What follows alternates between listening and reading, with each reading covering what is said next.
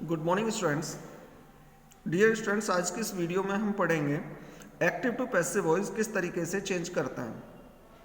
ठीक है, तो इसके लिए मैं कुछ थोड़े रूल्स आपको पहले ही बता देता हूं कि एक्टिव टू पैसिव वॉइस हमारे 8 टेंसेस में बनाए जाते हैं। जैसे 12 टेंसेस होते हैं तो 12 में से केवल 8 टेंसेस में हम जनरली बनाते हैं। वैसे हम कुछ और टेंसेस में भी बना लेते हैं, लेकिन जनरली केवल 8 टेंसेस में बनाते हैं। इसके अलावा जो 4 टेंसेस बच जाते हैं वो कौन से हैं जिनमें हम जनरली नहीं बनाते? Present perfect continuous, past perfect continuous, future continuous and future perfect continuous. ठीक है, ये 4 टेंसेस हैं जिनमें हम जनरली पैसिव वॉइस नहीं बनाते। ठीक है, इसके अलावा एक रूल आता है कि सेंटेंस को जो हम पैसिव वॉइस बनाते हैं तो उसका सब्जेक्ट को ऑब्जेक्ट में और ऑब्जेक्ट को सब्जेक्ट के स्थान पर ले जाते हैं। ठीक है, इसके अलावा जो नया नया ऑब्जेक्ट हम यूज करते हैं, मतलब सब्जेक्ट को जब ऑब्जेक्ट के स्थान पर ले जाते हैं और वो जो नया ऑब्जेक्ट बनता है उससे पहले हम जनरली बाई का प्रयोग करते हैं। वैसे तो बाई के अलावा भी कुछ और शब्दों का भी सिचुएशन के अकॉर्डिंग हम इस्तेमाल करते हैं, लेकिन मोस्टली हम बाई का ही प्रयोग करते हैं। ठीक है, तीसरा पॉइंट इसमें, नेक्स्ट पॉइंट है इसमें कि टेंस चाहे कोई से सेंटेंस चाहे कोई से भी टेंस का हो, लेकिन पैसिव वॉइस बनाते समय we always use third form of the verb. Verb की केवल थर्ड फॉर्म ही हम यूज करेंगे, चाहे वो सेंटेंस किसी भी टेंस का हो एक्टिव वॉइस में। ठीक है, और नेक्स्ट होता है इसमें कि जो हमारी हेल्पिंग वर्ब होती हैं वो हेल्पिंग वर्ब हम अलग यूज करते हैं। जैसे टेंस प्रेजेंट इंडेफिनिट है तो प्रेजेंट इंडेफिनिट में एक्टिव वॉइस में जो जनरली यूज करते हैं हम डू डज या फिर एस या ई एस लगाकर हम उसको इंडिकेट करते हैं प्रेजेंट इंडेफिनिट टेंस है। लेकिन अगर उसी को हमें प्रेजेंट इंडेफिनिट में पैसिव वॉइस बनाना हो तो फिर हम डू डज का प्रयोग ना करके बल्कि is R am helping verb का इस्तेमाल करते हैं और उनके साथ वर्ब की थर्ड फॉर्म यूज की जाती है। तो ये एक पूरा एक चार्ट होगा कि कौन से जो 8 टेंसेस में हमें चेंज करना होता है उनमें कौन कौन से टेंसेस में कौन कौन सी हेल्पिंग वर्ब पैसिव वॉइस बनाते समय यूज करते हैं, उसका एक चार्ट है। और वो सारा चार्ट और इसके सारे रूल्स रिटन में मैं आपको एक लिंक दे दूंगा डिस्क्रिप्शन में, उसमें आप जाकर एक बार सारे रूल्स को पढ़ लें। ठीक है, क्योंकि जब तक आप सारे रूल्स को ठीक से नहीं पढ़ेंगे तब तक ये सारे जो बनाना है वो इतनी अच्छी तरह से आपको समझ नहीं आएगा। ठीक है, लेकिन फिर भी मैं आपको इस वीडियो में कुछ एग्जाम्पल्स के माध्यम से समझाता हूँ। ठीक है, देखेंगे। सबसे पहला एग्जाम्पल मैंने लिया हुआ है, he is writing an essay. तो ये सेंटेंस देखें, सबसे पहले इसका सब्जेक्ट को आइडेंटिफाई करें और ऑब्जेक्ट को आइडेंटिफाई करें। सब्जेक्ट क्या होता है? जो कार्य कर रहा है। और ऑब्जेक्ट क्या होता है? जिस पर कार्य किया जाता है। तो देखें, वह एक निबंध लिख रहा है, तो कार्य कर रहा है ही, वह लिख रहा है, तो ये सब्जेक्ट हो गया। और लिखने का कार्य किस पर किया जा रहा है? निबंध पर किया जा रहा है, तो ये हमारा ऑब्जेक्ट हो गया। तो अब हमने क्या करना है कि एन एसे को, ऑब्जेक्ट को उठाकर सबसे पहले हमने सब्जेक्ट बना दिया एन एसे। ठीक है, उसके बाद आता है इसका टेंस में कुछ परिवर्तन में, टेंस का जो हमारी हेल्पिंग वर्ब है उसमें देखेंगे। ये क्या है? Is writing. इज राइटिंग का मतलब है प्रेजेंट कंटिन्यूअस है। तो प्रेजेंट कंटिन्यूअस को पैसिव वॉइस बनाते समय हम is being, am being, are being helping verb का प्रयोग करते हैं। लेकिन देख लेंगे कि यदि सिंगुलर नंबर है तो इज बीइंग हमने यूज किया हुआ है, यदि यहाँ पर प्लूरल नंबर होता तो आर बीइंग हम यूज करते, और यदि यहाँ आई होता तो एम बीइंग का प्रयोग हम यहाँ पर करते हैं। मतलब अकॉर्डिंग टू द सब्जेक्ट हमें ये लेना होता है। ठीक है, उसके बाद हमने लेनी है मेन वर्ब। तो मेन वर्ब की थर्ड फॉर्म हमने रिटन यूज की है। उसके बाद में हमें लेना था ऑब्जेक्ट, यानी जो हमारा सब्जेक्ट है ही को हमें बनाना था ऑब्जेक्ट हिम। ध्यान रखेंगे, सब्जेक्टिव ये अलग अलग फॉर्म होती हैं, सब्जेक्टिव फॉर्म यानी, और उसके बाद ऑब्जेक्टिव फॉर्म या पजेसिव फॉर्म। तो जो प्लेस होता है, जैसे सब्जेक्ट के स्थान था तो हमने ही को सब्जेक्टिव फॉर्म ही रखा, और उसको यदि हम ही को ऑब्जेक्ट के स्थान पर ले जा रहे हैं तो उसका ऑब्जेक्टिव फॉर्म हिम में हमने चेंज किया है। ठीक है, उससे पहले हमने बाई का प्रयोग यहाँ पर कर लिया। तो ये सेंटेंस हमारा पैसिव वॉइस बन गया। अर्थ क्या है? वह एक निबंध लिख रहा है। अब पैसिव वॉइस में क्या बन गया? एक निबंध उसके द्वारा लिखा जा रहा है। मतलब दोनों का एक ही होता है, बस कहने का तरीका चेंज हो जाता है। ठीक है, अब हम दूसरा मैं एग्जाम्पल ले रहा हूं आपके यहाँ पर, do you learn A lesson daily. देखिए इसमें समझना है क्या है कि ये हमारा इंटेरोगेटिव फर्स्ट टाइप है, ठीक है, जिसमें सबसे पहले आप हेल्पिंग वर्ब देख रहे हैं, लास्ट में क्वेश्चन मार्क देख रहे हैं, मतलब आप समझ गए होंगे कि ये इंटेरोगेटिव सेंटेंस है। तो ध्यान रखना है कि यदि इंटेरोगेटिव सेंटेंस एक्टिव वॉइस का है तो पैसिव वॉइस में भी हम हमेशा इंटेरोगेटिव ही सेंटेंस बनाएंगे।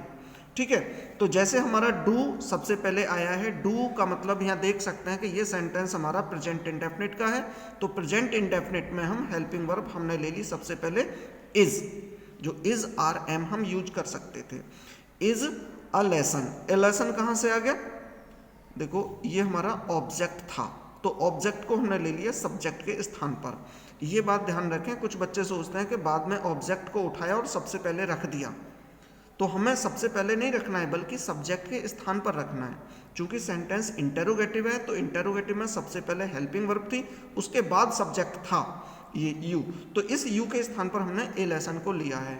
हेल्पिंग वर्ब हमने पहले ले लिए, इज ए लेसन, फिर मेन वर्ब आनी है लर्न, लर्न की थर्ड फॉर्म हमने ली है क्योंकि पैसिव वॉइस में ऑलवेज थर्ड फॉर्म का प्रयोग करते हैं। लर्न बाय यू, यू कहाँ से लिया है हमने, जो ये वाला यू है सब्जेक्ट, इसको हमने ऑब्जेक्ट के रूप में ले लिया।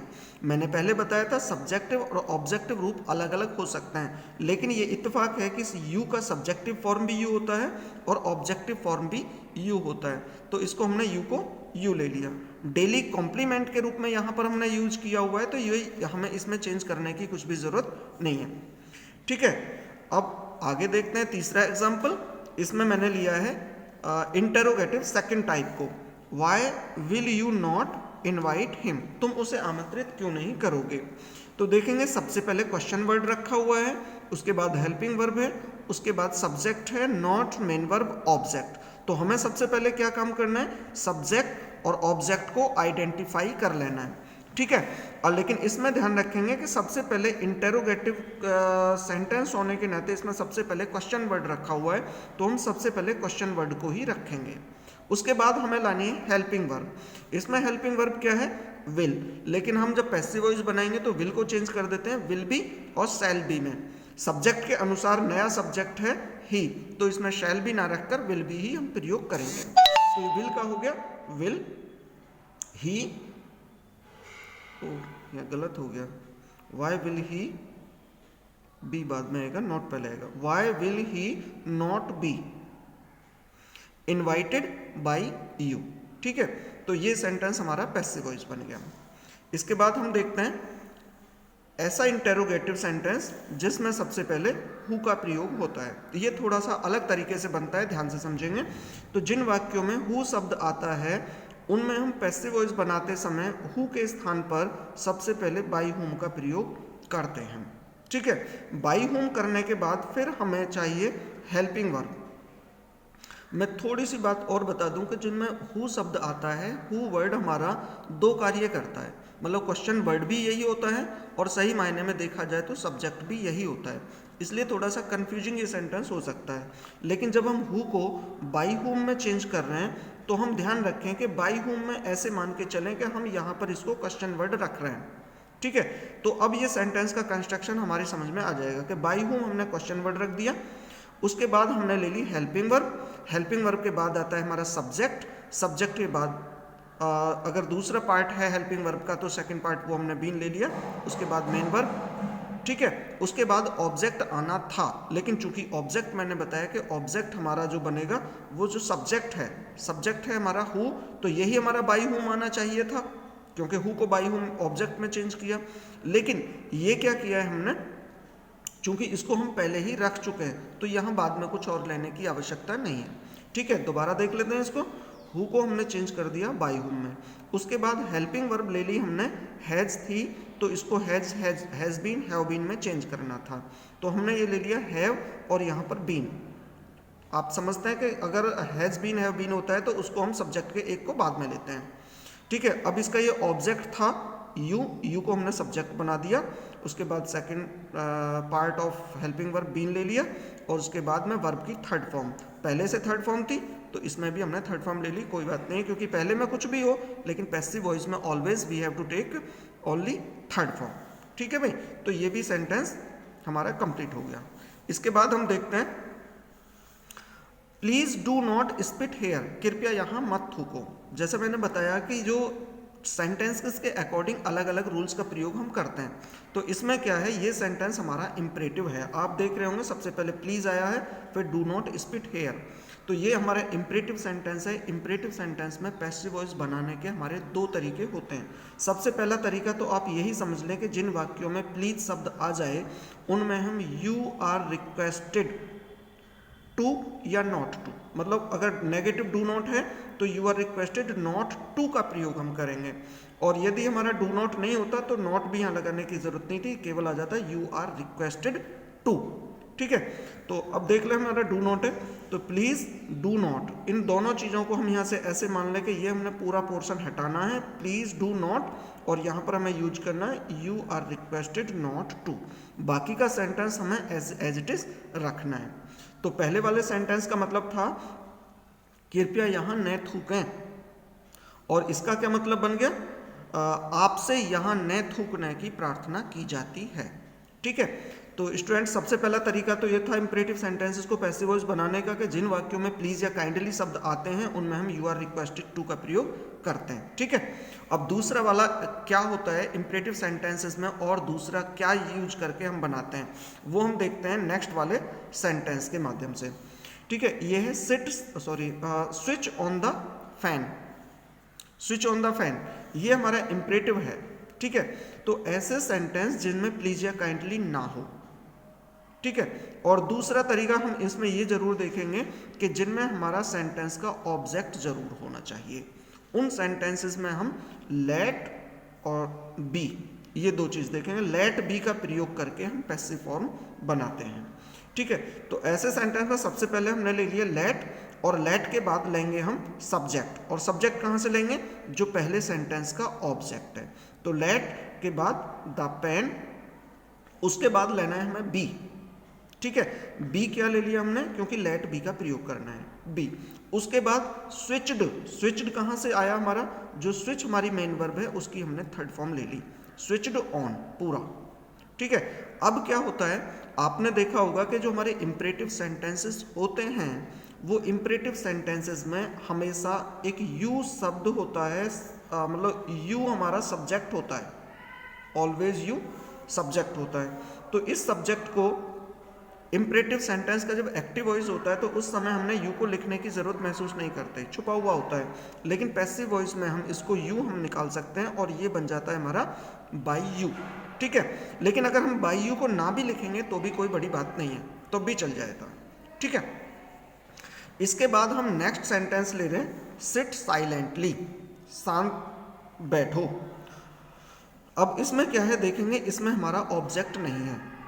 जैसा कि मैंने पहले बताया था कि यू आर लेट बी का प्रयोग करते समय हम ये देख लें कि यदि इसका ऑब्जेक्ट है तब हम लेट बी का प्रयोग करेंगे, अदरवाइज हम लेट बी के माध्यम से लेट बी का प्रयोग करके पैसिव वॉइस नहीं बना सकते हैं। ठीक है, तो हमें इसमें क्या करना है, हमें इसमें just like you are requested to का प्रयोग हमने किया था, इसी तरीके से हम कुछ और क्लॉजेस वगैरह या फ्रेज वगैरह ये हम यूज करते हैं, जैसे कि यू आर आस्क्ड टू, ये वाला सिट साइलेंटली, उसके बाद हम जो कहते हैं सेंटेंस को जोड़ देते हैं। तो पहले का सेंटेंस का मतलब था सिट साइलेंटली, शांत बैठो, शांत तरीके से बैठो, और इसका ये वाला हो गया हमारा you are asked to sit silently, आपसे शांत बैठने के लिए कहा जाता है। ठीक है, ये भी पैसिव बनाने का एक नियम है। आगे देखेंगे कुछ ऐसे सेंटेंसेस होते हैं जिसमें हमारी इन्फिनिटिव टू का प्रयोग करके जो होता है, जो वर्ब से पहले टू का प्रयोग होता है और उस कंडीशन में हमें पैसिव फॉर्म बनाना होता है, तो किस तरह से बनाया जाता है। सेंटेंस है it is time to close the shop, अब शॉप को बंद करने का समय है, तो इसको क्या करना है, इट इज टाइम ये लेना है और बाद से द शॉप को उठाना है, it is time for the shop, और जो मैंने बताया था इन्फिनेटिव टू का प्रयोग करके जो वर्ब होती है, इसमें हम टू के साथ टू बी और थर्ड फॉर्म का प्रयोग करेंगे, तो ये बन जाएगा टू बी क्लोज्ड। सेंटेंस बन गया it is time for the shop to be closed. ठीक है स्टूडेंट्स,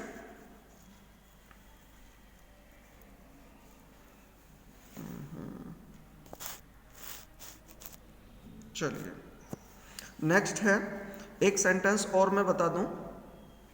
हाँ, they say that honesty is the best policy. तो इसमें हमारा जो फोकस है हमारा दे से है।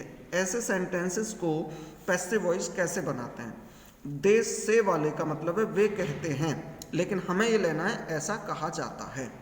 तो दे से को हमने चेंज किया है इट इज सैड। अब यहाँ पर हम बाई दैम लगा दें तो भी चल जाएगा, लेकिन कहने की जरूरत नहीं है।